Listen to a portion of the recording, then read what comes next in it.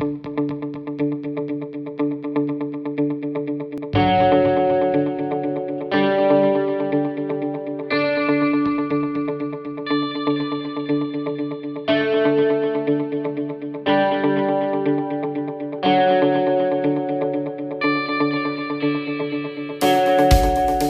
you ever wanted to make something, but the piece of equipment used to make that thing is quite expensive? Some aspect of that project hinders that project. For the price of a welder, you can get a membership, it'll pay for a membership to Iron Range Makerspace for quite a long time. Iron Range Makerspace will have welders, it will have woodworking shop, it will have 3D printers, it will have laser engravers. Everything under one roof. Makerspace is a gathering place for all kinds of tooling. But the tooling does not define the makerspace. Makerspace serves as a gathering point for projects, mentors, expertise. It is defined, rather, by what it enables, making. A makerspace is a co-working facility. It is a shared space. It is for craft work, CNC work, machining, tooling, woodworking. It is for anyone to do anything, to make anything they want, using the equipment and the tooling to put together whatever they want to do. It is for people and groups to refurbish, create, fix anything they want. It's for do-it-yourself projects, or taking that crazy idea you have and seeing if you can put it together, how to make it. Next crazy invention.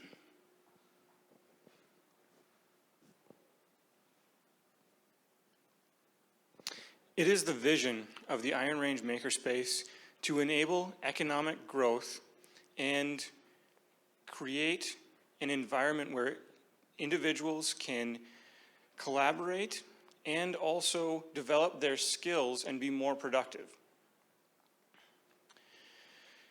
The collaboration at the Makerspace is based on the idea that those individuals who have ideas but just don't know exactly how to implement them will be able to talk with others who may have experienced a similar problem or issue. This will develop community in a holistic way. The second and more central objective of the Iron Range Makerspace is to enable economic development. And makerspaces do this by giving entrepreneurs the ability to prototype new ideas and develop their skills as entrepreneurs and actually fabricate the items that they'll be selling. Also, a makerspace is for hobbyists. Our makerspace will be able to deepen individuals' skill in their hobbies, again, due to the collective nature and also the advanced equipment available. We will achieve this vision by focusing on our core values. Our core values are safety, community, change, and transparency. From the perspective of safety, we will offer a clean and organized facility that adheres to high safety standards using safety procedures and will be such that it can pass any OSHA inspection flawlessly. Our focus on the community, again, is based on the idea that people who have skills can come and share that knowledge with other people. Our focus on change will enable us to listen to individuals at the makerspace and in the community and adjust accordingly. We will operate transparently by taking that information and directing it back into the makerspace and making changes, and then communicating those changes efficiently.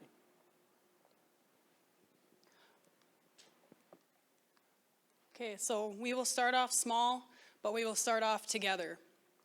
So what is this going to look like on phase one? The plan is to first get a building. We are currently looking at some buildings, and we'll continue to look for the optimal spot for our makerspace. First of all, we want a wood shop and some small prototyping equipment in this space. Wood shop seems to be the most sought after by our research done in other makerspaces. And there's also a gym equipment that's been donated, so that will be up initially as well. Looking more into the future, we're going to continue to complete these shops and look for these donations so we can have more equipment for our members to use. And by the end of year 2, we want our membership profits to equal our operating costs. So what is the final goal? What does the final dream look like? Over the past few months, we've been mapping out different workshops that we would like to see in this makerspace and other feedback that we've received from people in the community. We've looked at machine shop, modeling labs, wood shops, automotive shops, and much more, and also filling these drawings with equipment, anything from hammers and drill bits to CNC machines and welders. But it's not about what we want, it's all about you. Yeah, we went ahead and picked out this equipment, but ultimately it's about the feedback that we've received. If there's a high demand for a piece of equipment by its members and the community, we will make sure to place a high priority on purchasing this equipment. So right now you're probably asking yourself, how is this relevant to me? How is this relevant to me as a potential user of the makerspace? Well, I'm going to tell you. First thing is, we want people in our makerspace that want to pursue their hobbies, but don't have the means to. For example, you've always been interested in pottery, but you can't afford a kiln. Even if you could, you have nowhere you could store it. It's things like this that we want to facilitate at the makerspace, to bring the community together and help pursue people's hobbies in this nature. Or for another example, you go to a flea market, someone's selling handmade rocking chairs, and you think to yourself, well, I could make that, but you never do. And that might be because you don't have the proper tooling, you don't have a facility that you can actually make it in, or you may not even have the technical know-how how to do that. And with the Iron Range Makerspace, our goal is to provide all those resources so that people can pursue their hobbies. Additionally, we want people to work on their skills. For example, let's say in high school you did a lot of welding, but since then you've had nowhere you can do it anymore. You're not quite sure if you should pursue that as a career, but the main thing that's preventing you is you learning it further. So with the Makerspace, we want to provide equipment and tooling that can help people pursue such skills. And finally, the main thing we want to get out of the Makerspace is business development. We want to act as an incubator where tinkerers and inventors, people who have a product idea, but they don't have the means to actually bring it into reality yet. We want to help provide the resources and tooling to help these people actually start a business. And for example, out of makerspaces across the country, a lot of products have started up. For example, the Dodo case, which, whether or not you're familiar with it, is a tablet screen covering device that is simple, handmade, looks nice, and started in a makerspace. Also, there's the Embrace infant warmer, which is used to give prematurely born babies the insulation they need in third world countries where proper incubation technology isn't feasible. And this too came out of a makerspace. And so did the Square, which a lot of us may be familiar with, which is a simple device that is user-friendly that small business can use to charge their clientele with debit or credit. And the last thing we want to do with this makerspace is help improve the community. And by that, we mean we want to both provide a sense of community in the sense that we want our members to come to the makerspace not just to get projects done, not just to work on things, not just to pursue their business. But we want them to be there because they want to be there. We want to build a sense of community where this is a place people want to hang out. This is a place people want to exchange ideas. This is a place where people want to be. And in addition to creating a sense of community within our makerspace, as a makerspace, we want to help the existing community. So this means helping out programs, STEAM programs, which, if you're unfamiliar, STEAM stands for science, technology, engineering, arts, and mathematics. Things like FIRST Robotics, which happens in high schools, where high school students design robots that have to do a certain task, and they go to competitions with them.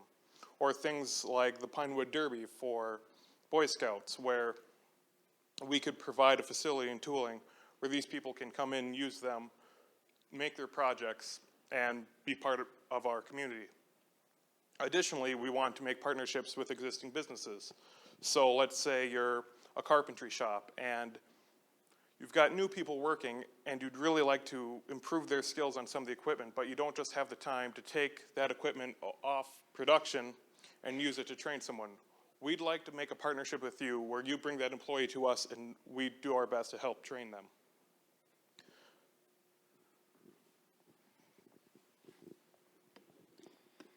Okay, so I wanted to take a minute here to talk about a quote that really embodies what a makerspace is, and that is, we don't hire smart people to tell them what to do.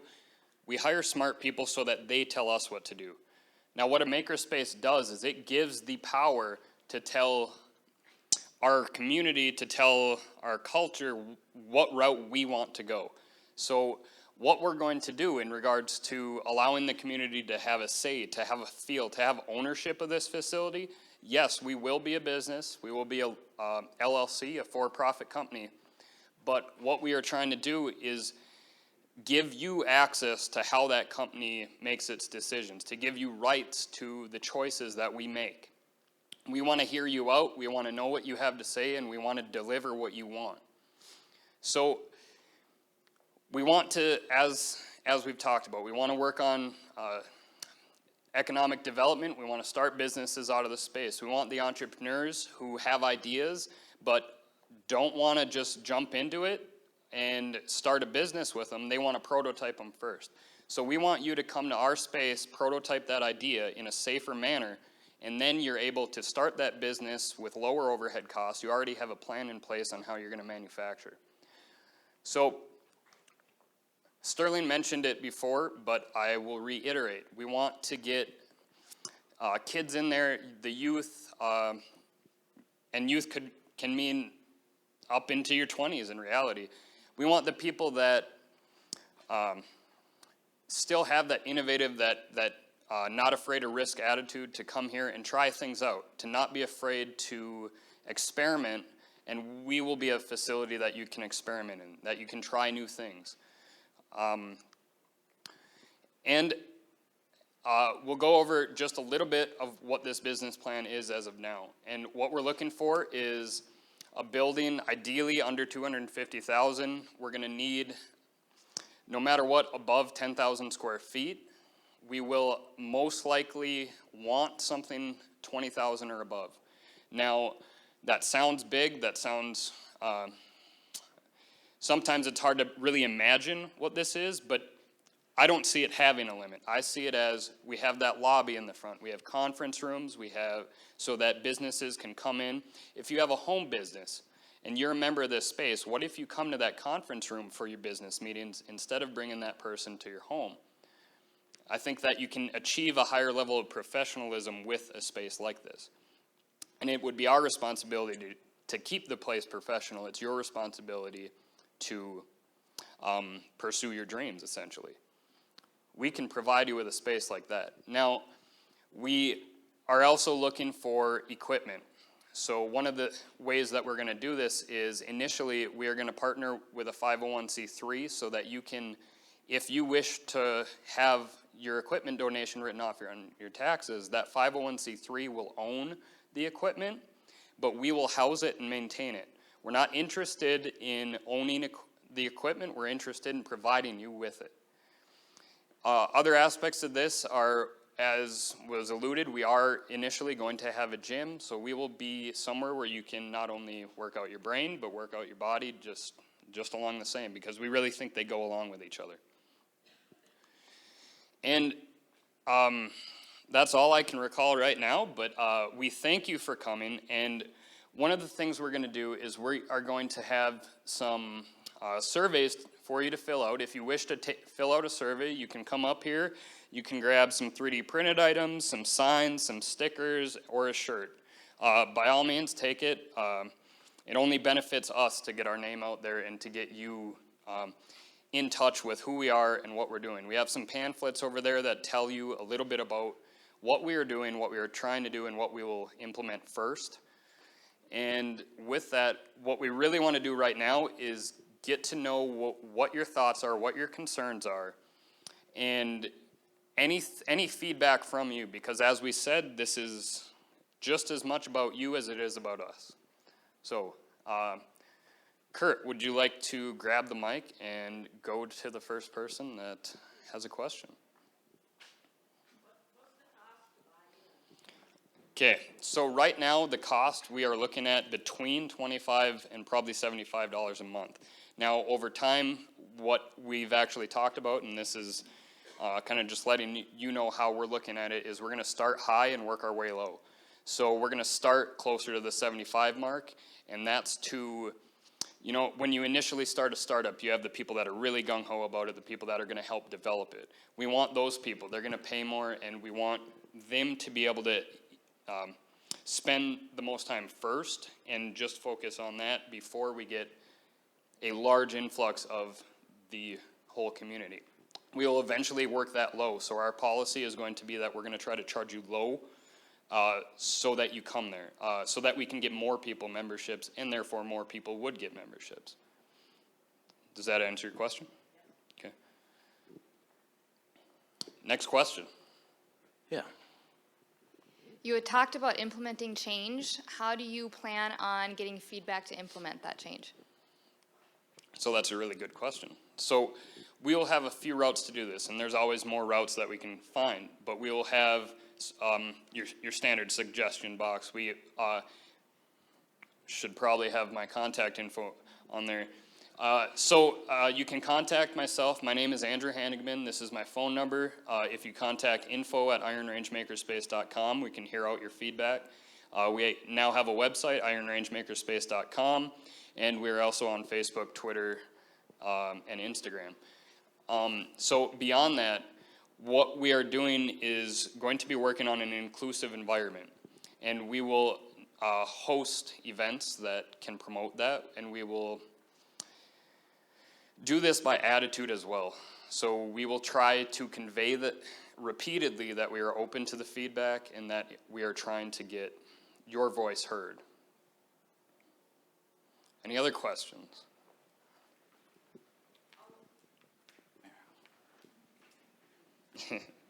We got to work Kurt out. It's really hard for me to be quiet that long. How long before you think someone could actually bring in an idea and do something?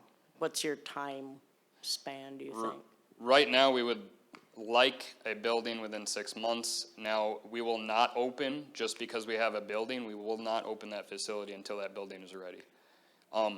So what I mean by that is that if we get an old fixer-upper, we will fix that up until it is at or exceeds the levels of a modern-day lean manufacturing facility. I'm estimating 2 months. It depends how busy people get. But that brings up the other thing that we need. We are going to need volunteers. So if you are interested in participating in developing a space like this, we need to hear you. For one, we can't do it if people don't want to do it. So if the community doesn't want it, it won't happen. But if the community wants this, we need to hear your voice. And for that, you can't be quiet, and We just really need to hear what you want. But in that regard, we're looking at,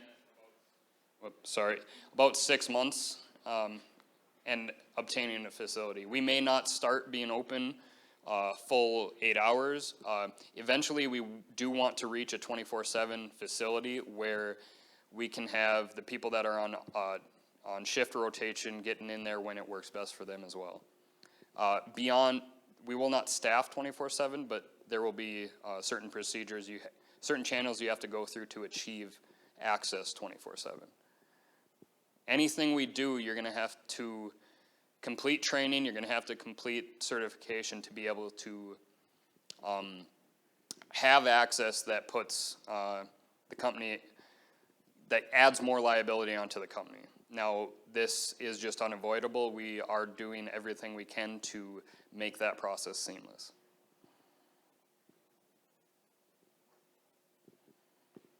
What exactly does this 75 a month buy? I mean, let's take a Yep. welding project. You supply a welder, plasma cutter, maybe a bandsaw, stuff like that. And I would supply the steel, the rod, the consumables. What about small tools? We will supply small tools, as long as we do not consider them consumables, of course. Now, yep. Yeah, we will supply drill bits. We will also supply a drill bit sharpener at some point. Now, these may come in stages, so if we do start, and this is first stage, it may not have everything. So also, part of what we're going to do is, let's say we teach a class on welding. If we teach that class and we buy excess material, that material goes back to the makers. It doesn't go to us. Now, during times when we don't have a lot of community in the shop, we will operate as a job shop, as a fabrication shop, in order to stay sustainable. It is feasible that we do not end up sustainable purely on membership, and we do have to do job shop activities. Beyond that, any profits that we make are not going to go back into me. They're going to go back into the business or into community members. So we'll have an application process for people who are going through a struggle. Now, that can mean an assortment of different things, but what we will do is pay for almost all of their membership. Does that answer your question? Okay. Now, one other question. Will you have secure storage for projects that are partially complete and tools and things like that, personal tools?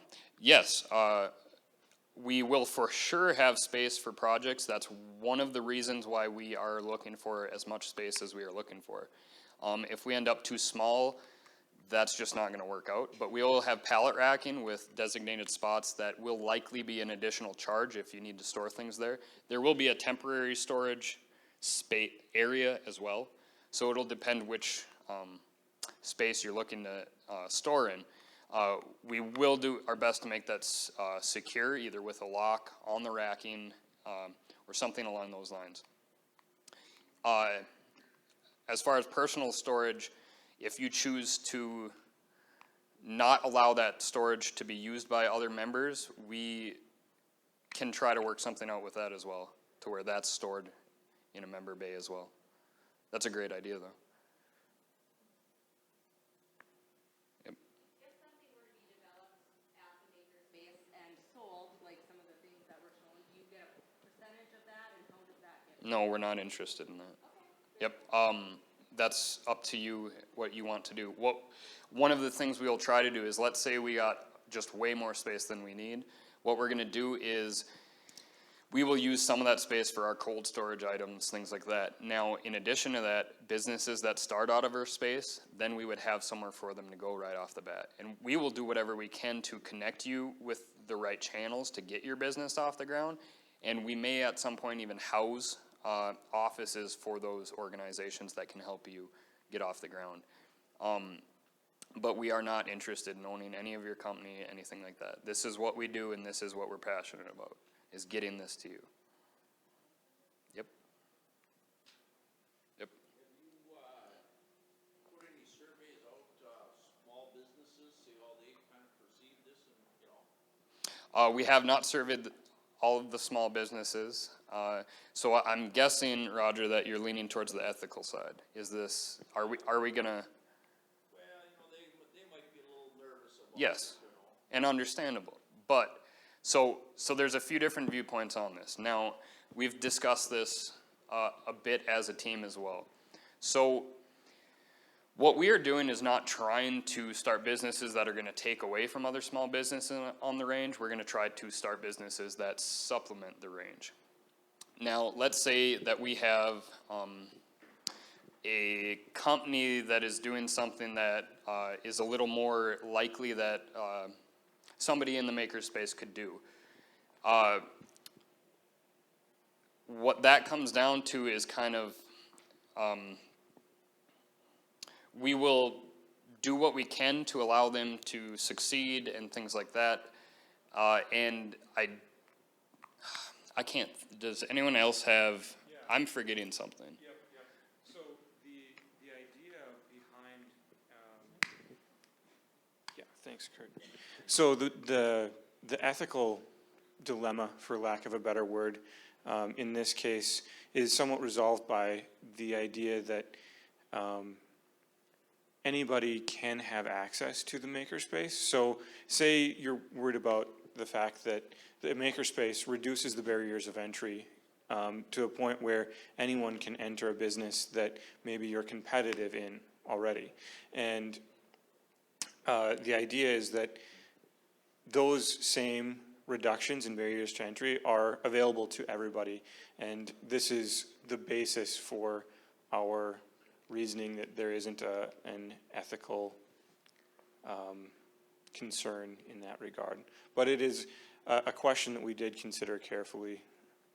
Yeah, basically we're trying to educate consumers, not take away. I'm missing something that I had for specifically on ethics. Yep. But if it comes up, we'll go back to it. Any other questions on that? Okay. These small businesses that may be worried about our space are welcome to come in and use our equipment too. They can come in and maybe show how to make a t-shirt, even though they're the experts in making the t-shirt. Our facility is going to have small-time production abilities, but they're more inclined to be able to produce on a grander scale. And so we want to work together with people that may be scared of their business being taken away. We welcome them to our space, be part of our space, and everybody work together. Do you need more help with the building of Iron Range Makerspace, or do you need more help with a building? You know, are you looking for people to actually help you invent and invest, or do you really just need a space set aside so that people can start doing cool things? Right now, we are at the stage where we want a building to start doing. Now, we also want input from members, from community members, as to how we design that space. Because we have ideas, but community members might not. For example, the way we will design it is not necessarily a production flow. So if we have a wood shop, we're not going to start with the sanding equipment and go to the finishing equipment. We're going to put that to the edges. We want workshops, things like that in the center so that people walk by you and ask you what you're doing. So those are our considerations. Now, we aren't necessarily right. That's not necessarily what's best. As far as investing, we would definitely be open to investing, but keeping in mind that I am trying to look at this from the community standpoint, in that we are not looking to give large returns. In fact, ideally, we will give no returns. The reason for that is that we are trying to give a space. We are not trying to make me rich. That's not part of this. There will be a salary eventually given to employees, but that right now we're not looking for that type of investment.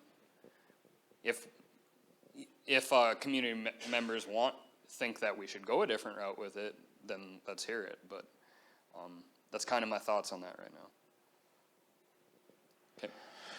In the case of business startups or prototyping, do you project having mentors like attorneys and accountants on board for patent searches, cost analyses, things like that, if we're really trying to get a business going?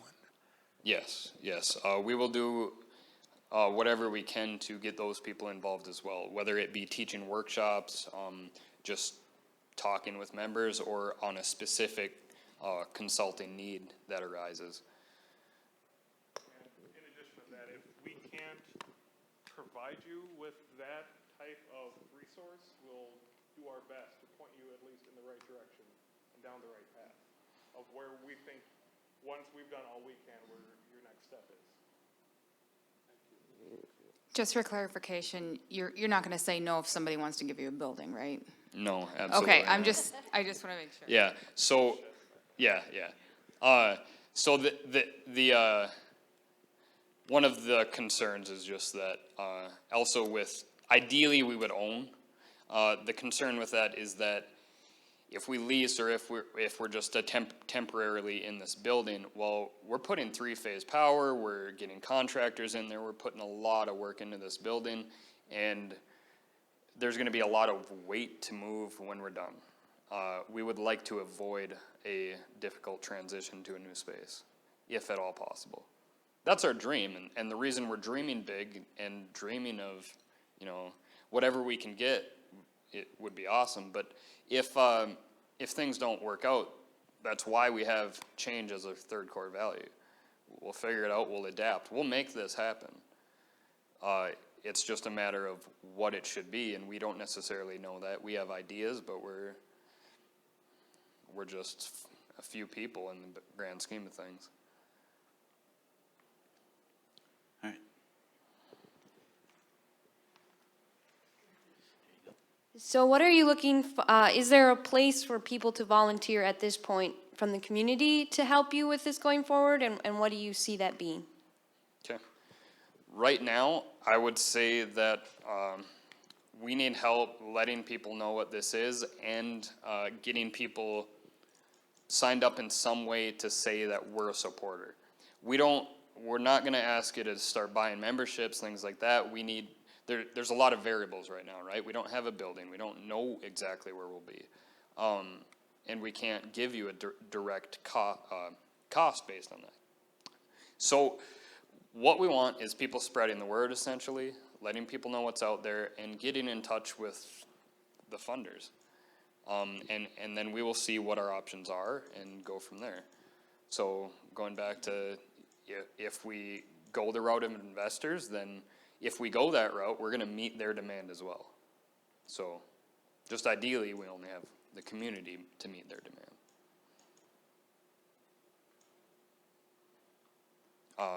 In addition to that, if you have old equipment sitting in your garage and you want to put it to good use, we are more than welcome.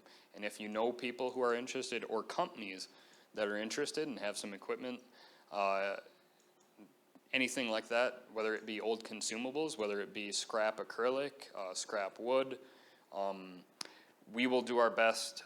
We will not accept everything that is donated, so we will have a certain list. We're not going to be a garbage disposal, but there are a number of components, there are a number of electrical items, things like that we will accept, because our makers can use them. If we can upcycle anything, by all means, that should be part of this space. Any other questions, ideas, thoughts? Person in the yellow. Define membership. Are you a membership for a day, for a month, for a week? Yes, that's a good question. So, Where do your trainers come from? So right now we're looking at our trainers will be our community members. So part of what we want is to enable this to operate based on the community as much as possible. So if we get the experts in fields coming in to use the space, one of the routes to do this is offer them ownership, management of a specific shop section. There's a possibility that what we could do there is that you have control of that section. You need to meet our vision, our goals, our core values, but what you can do is operate your business out of there. Normally, we're not gonna allow, for example, a large production run. But one route that we can take is that these select people would operate that section. That can avoid us having employees as much as possible so that we can get other businesses up and running. Because that's our number one goal. We probably won't make a giant dent in the jobs on the Iron Range, like just in our company, but we hope to be a powerful force down the road at developing these startups and increasing jobs down the line. Now, what membership means to us right now is per month. We are looking at primarily a per month. However, we will have day passes available. We also will have contracts for longer available if you choose. One thing we will not do is require a contract. I think that a lot of people kind of get disgruntled about getting caught in a contract, and I'm for one of them, and I'm not interested in doing that. So I've been to gyms where I only signed up for a couple of weeks, and all of a sudden I'm paying for 2 years. That's not fair. It's not fair to you guys. It's not fair that we would act that way. All right. Beyond that, if you want to pay for more, you can pay for more. Whatever you want to do. When you have money, pay it. Not saying that will allow you to not pay and pay me next month. That won't work. But, yep. One of the other possibilities is you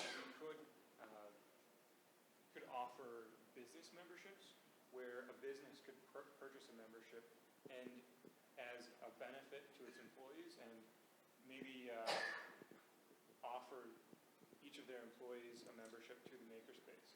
This works particularly well if the business really believes in the vision of the makerspace and wants to sustain it financially and also get a pretty significant benefit for their employees.